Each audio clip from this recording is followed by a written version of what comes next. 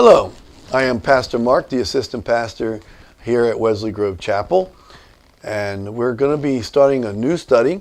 We're done with the book of Revelation, so now we're going to get into dealing with prophecies, the ones that have been fulfilled, and those that are going to be fulfilled in the near future. So now we're going to be looking at 10 more prophecies that are fulfilled long ago. But these 10 Bible prophecies that we're looking at were going to be fulfilled between 2,100 years ago and 2,300 years ago by the destruction of Edom and the Phoenician and Tyre. According to the Bible, these nations were destroyed because they had sought to destroy the Holy Land of Israel and the people of Israel, known as the Jews. The very first one we're going to look at is in Daniel.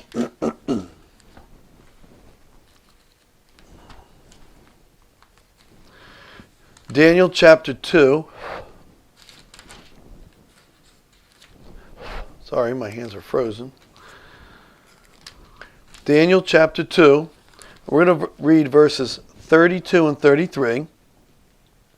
It says this: "The head of the statue was made of pure gold, its chest and arms of silver, its belly and thighs of bronze, its legs of iron, its feet partly of iron and partly of baked clay."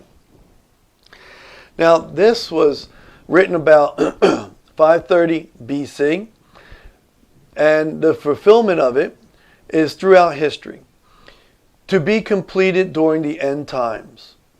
In Daniel chapter 2, verses 32 and 33, there is a passage that symbolically identified the four great kingdoms that would rise up and control much of the world, beginning in Daniel's lifetime. The passage uses symbolic imagery. 1. The head of gold, as Daniel explained, refers to the Babylonian Empire that ruled much of the world about 2,600 years ago. The second, Daniel said that the head of gold empire would be followed by an empire symbolized by arms of silver. This is the Medo-Persian Empire, which later conquered the Babylonian Empire. The two arms refer to the two groups, the Medes and the Persians, who comprised of the Medo-Persian Empire. The third kingdom was symbolized by the statue's belly and thighs of brass. This is a reference to the Grecian Empire, which conquered the Medo-Persia Empire.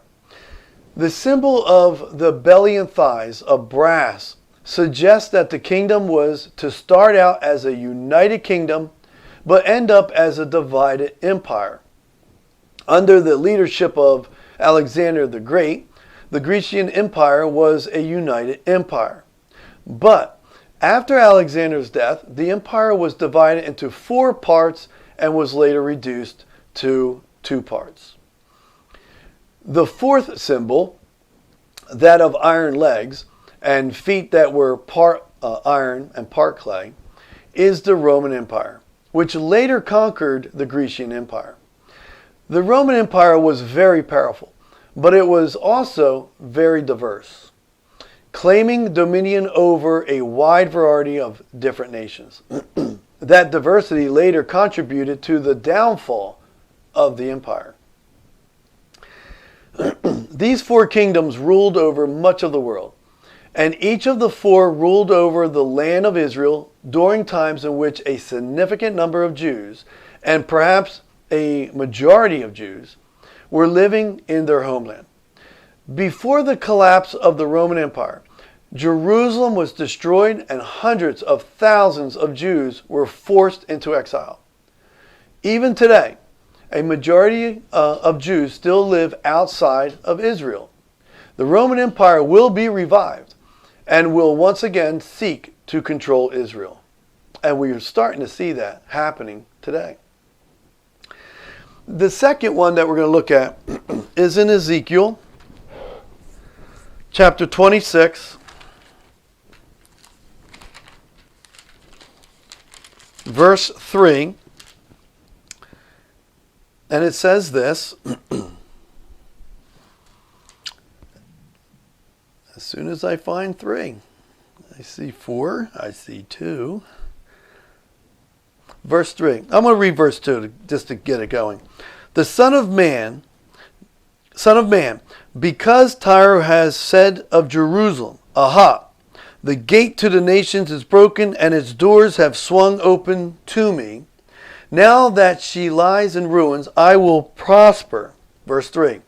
Therefore, this is what the sovereign Lord says. I am against you, O Tyre, and I will bring many nations against you, like the sea casting up its waves. Now, this was written around 587 to 586 BC, but it was fulfilled in 573 BC. It was also 332 BC, and along with 1291 AD. In Ezekiel 26:3, the prophet said that Tyre, the Phoenician Empire's most powerful city, would be attacked by many nations because of its treatment of Israel. At about the time that Ezekiel delivered this prophecy, Babylon had begun a 13-year attack on Tyre's mainland. Later, in about 332 BC, Alexander the Great conquered the island of Tyre and brought an end to the Phoenician Empire. Tyre later fell under the rule of the Romans, the Crusaders, and the Muslims, who destroyed the city again in 1291. Now, the third one that we're going to look at is in Amos.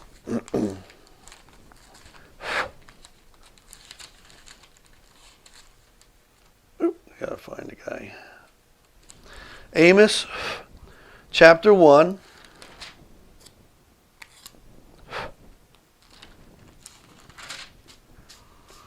Verses 9 and 10. This is what the Lord says. For 3 sins of Tyre, even for 4, I will not turn back my wrath, because she sold whole communities of captives to Edom, disregarding a treaty of brotherhood. Verse 10. I will send fire upon the walls of Tyre, that will consume her fortresses. This was written around 750 BC, but it was fulfilled in 333 to 332 BC. In Amos 1, 9 through 10, the prophet said that God would cause Tyre's protective fortresses to fail as punishment for the way that Tyre treated Israel. That prophecy was fulfilled in 586 to 573 BC, when Babylonian king Nebuchadnezzar attacked the mainland of Tyre. And in 333 to 332 BC, when Alexander the Great conquered the island of Tyre. Alexander's army built a land bridge from the mainland to the island so that they could use a battering ram to break through the island's fortress. Our fourth one that we're going to look at is in Ezekiel chapter 26, verse 12. And it says this, They will plunder your wealth and loot your merchandise. They will break down your walls and demolish your fine houses and throw your stones, timber, and rubble into the sea. This was written around 587 to 586 BC. It was fulfilled in 333 to 332 BC. In Ezekiel 26:12, the prophet said that Tyre's stones, timber, and soil would be thrown into the sea. That probably would have been a fitting description of how Alexander the Great built a large bridge from the mainland to the island of Tyre when he attacked in 333 to 332 BC. It is believed that he took the rubble from Tyre's mainland ruins and tossed it, stones, timber, and soil, into the sea to build the land bridge, which is still there today. Let's go to, excuse me, Zechariah.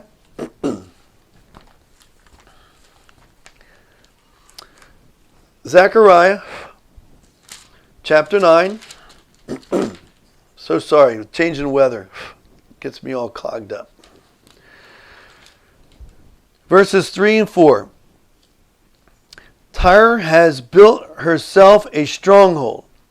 She has heaped up silver like dust, and gold like the dirt of the streets. But the Lord will take away her possessions and destroy her power on the sea, and she will be consumed by fire. Now this was written around 520 to 518 BC. It was fulfilled in 333 to 332 BC. In Zechariah 9, 3 through 4, the prophet said that the Phoenician city of Tyre would lose its status as a powerful nation on the Mediterranean Sea. Today there is a city called Tyre that is either on or near the original Phoenician site, but this Tyre is a small city in modern-day Lebanon. It is certainly not the powerful nation that it was in the days of Zechariah. Now, on the sixth one, we're going to go back to Ezekiel chapter 26, and we're going to look at verse 21. It says, I will bring you to a horrible end, and you will be no more. You will be sought, but you will never again be found, declares the sovereign Lord. This was written around 587 to 586 BC. It was fulfilled after 332 BC. In Ezekiel 26:21, the prophet said that the Phoenician city of Tyre would be brought to an end and would never again be found. When Alexander the Great destroyed the city in 332 BC, he brought an end to the Phoenician Empire. The empire was never revived or found again. As for the city itself, it has been torn down and rebuilt upon by a succession of world powers. Today, finding artifacts from the original Phoenician Tyre is difficult.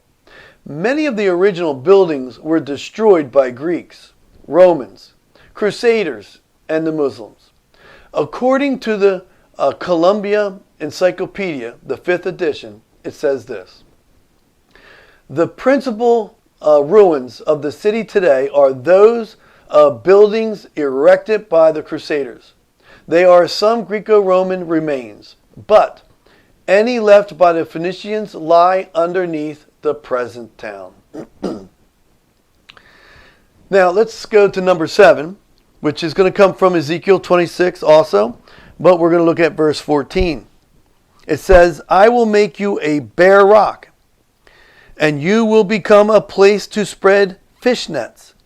You will never be rebuilt, for I, the Lord, have spoken, declares the sovereign Lord. This was written around 587 to 586 BC. It was fulfilled in 332 BC. In Ezekiel 26:14, the prophet says the Phoenician city of Tyre would be destroyed and never be rebuilt. This was fulfilled when Alexander the Great conquered Tyre in 332 BC. His conquest brought an end to the Phoenician Empire. The empire never recovered from the attack, and so it could never rebuild Tyre. Other nations and empires have built cities on or near the original Phoenician site. Now, our number 8 is going to be Ezekiel 25, verse 14. And it says this, I will take vengeance on Edom by the hand of my people Israel, and they will deal with Edom in accordance with my anger and my wrath. They will know my vengeance, declares the sovereign Lord. This was written between 593 to 571 BC. It was fulfilled around 100 BC. In Ezekiel 25:14, the prophet said that the Jews would one day take vengeance on Edom, a nation that had often warred with the Jews. When Ezekiel delivered this prophecy, he and many other Jews were living as captives in Babylon. They didn't have control of their own country, let alone anyone else's. But about 400 years later, Jews regained independence for Jerusalem and the surrounding areas during the Hasmonean period. During this time, the Jewish priest king, John Hyrcanus the first, defeated the Edomites. According to the Columbia Encyclopedia, 5th edition, it says this, the Edomites' history was marked by continuous hostility and warfare with Jews. At the end of the 2nd century BC, they were subdued by Hasmonean priest king John Hyrcanus the first. Now, our 9th one is going to be in Jeremiah chapter 49.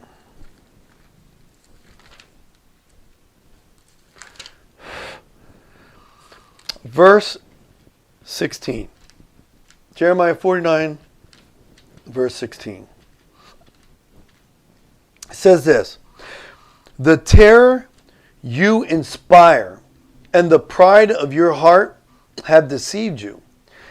You who live in the clefts of the rocks, who occupy the heights of the hill, though you build your nest as high as the eagles, from there I will bring you down, declares the Lord. This was written sometime from 626 to about 586 BC. It was fulfilled, though, about 100 BC. In Jeremiah 49:16, the prophet said that Edom, a longtime enemy of Israel, would be destroyed. Edom's capital city, Petra, was carved out of a mountainside and had great natural defenses. Nonetheless, it was destroyed, and the kingdom of Edom no longer exists. Today, Petra is part of Jordan. Excuse me. The city was conquered by the Romans in the year 106 AD, but flourished again shortly after that. But a rival city, Palmyra, eventually took most of the trade away from Petra, and Petra began to decline. The Muslims conquered Petra in the 7th century, and Crusaders conquered it in the 12th century. Petra gradually fell into ruins. Our 10th one is going to be found in Isaiah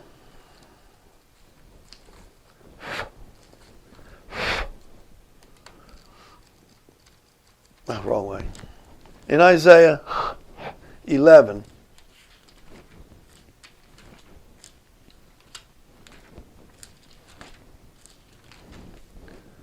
Isaiah 11, 1 through 10. Listen to this. A shoot will come up from the stump of Jesse. From his roots a branch will bear fruit. The Spirit of the Lord will rest on him. The Spirit of wisdom and of understanding. The Spirit of counsel and of power. The Spirit of knowledge and of the fear of the Lord. And he will delight in the fear of the Lord. He will not judge by what he sees with his eyes, or decide by what he hears with his ears. But with righteousness he will judge the needy. With justice he will give decisions for the poor of the earth. He will strike the earth with the rod of his mouth. With the breath of his lips he will slay the wicked. Righteousness will be his belt, and faithfulness the sash around his waist. The wolf will live with the lamb. The leopard will lie down with the goat. The calf and the lion and the yearling together. And a little child will lead them. The cow will feed with the bear. Their young will lie down together. And the lion will eat straw like the ox. The infant will play near the hole of the cobra, and the young child put his hand into the viper's nest. They will neither harm nor destroy on all my holy mountain, for the earth will be full of the knowledge of the Lord, as the waters cover the sea. In that day, the root of Jesse will stand as a banner for the peoples. The nations will rally to him, and his place of rest will be glorious.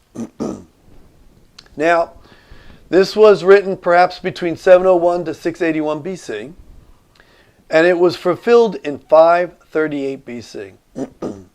In Isaiah chapter 11,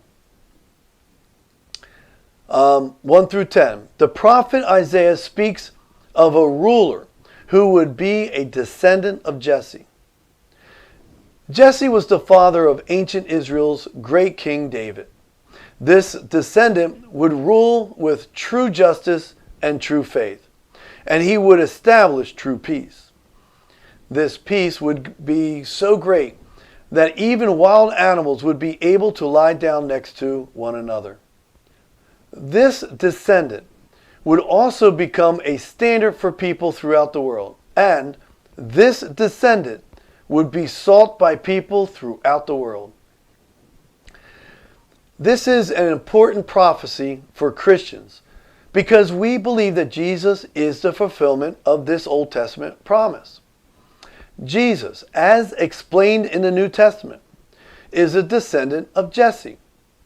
And Jesus has become a standard for peoples throughout the world. In fact, Christianity is the first religion to spread to every country in the world.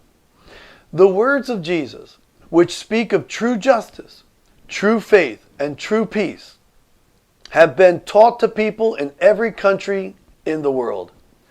We Christians also believe that Jesus will return in the future to establish a kingdom on earth, a kingdom of justice and righteousness.